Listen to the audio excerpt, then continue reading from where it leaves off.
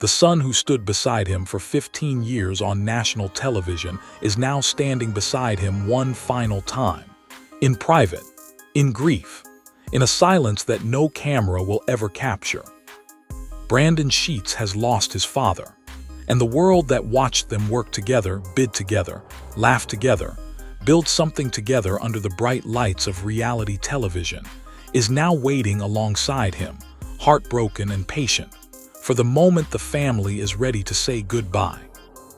Darrell Sheets, known to millions as the gambler on A&E Storage Wars, died on April 22, 2026 at his home in Lake Havasu City, Arizona. He was 67. As of now, no official Homegoing service has been announced. The family is still in the earliest and heaviest hours of grief. But what we already know about what Daryl wanted, about the son who carried his legacy, about the last wish his co-stars are now publicly honoring on his behalf, is already telling us everything we need to know about the man being mourned. Let's start with Brandon, because to understand what this loss means, you have to understand what that relationship actually was. Brandon Sheets grew up in his father's world, not metaphorically, literally. He spent his childhood in the back of trucks driving to storage auctions, learning how to read a locker, learning how to calculate risk, learning the specific language of a life built on gambling that the thing nobody else wanted might turn out to be worth everything. His nickname on the show was the Sidebit, a natural companion to his father's The Gambler. They didn't need a writer to come up with those names, because the names were already true. Daryl once said of his son, "I've seen my family's life change from just one locker. That locker was the show. That show was built on Brandon being there, beside him, learning, watching, becoming." And now Brandon is the one left holding everything his father built. The memories, the locker finds, the antique shop in Lake Havasu, the legacy of 15 seasons and 163 episodes, and one of the most beloved personalities in the history of reality television. That is not a small thing to carry, and Brandon Sheets is carrying it right now, privately, quietly, without a statement, without a camera pointed at his face. But there is a last wish, and it didn't come from a will or a letter. It came from the man himself, in the way he lived, in the things he said to the people around him, in what his co-stars are now amplifying to the world on his behalf.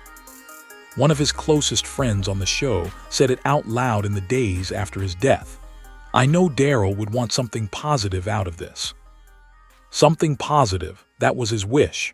Not grief that consumes, not anger that spreads, not a story that ends with a statistic, but something that reaches back into the living and changes something, saves something, reminds someone that they matter. Brandy Passante heard that wish and answered it immediately. She wrote to her followers, "You are not taking your pain away, you are transferring it to someone else. The grief from suicide is endless. There is always help."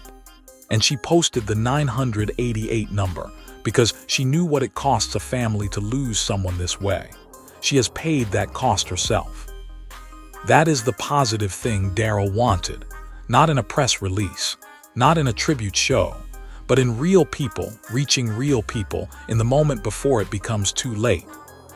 The Homegoing service will come, when the family is ready, when Brandon and Tiffany and Kimber and granddaughter Zoe have gathered themselves enough to open the door to the world. And when that service happens, the room will not just hold grief. It will hold 15 years of television memories. It will hold the auction paddle, and the catchphrase, and the wow factor, and the Picasso drawings, and the $300,000 painting that became the biggest profit in the show's history. But most of all, it will hold a father and a son, the gambler and the sidebit, a man who built his whole life around the gamble that something nobody else wanted might turn out to be worth everything. He was right about the lockers, about the show, about Brandon. And that is the last wish worth honoring, not just with a service, but with the way the people who loved him choose to live after he's gone. If you are struggling, please dial or text 988. You are not alone. Rest in peace, Darrell Sheets. May 13, 1958, April 22, 2026. Thank you for watching.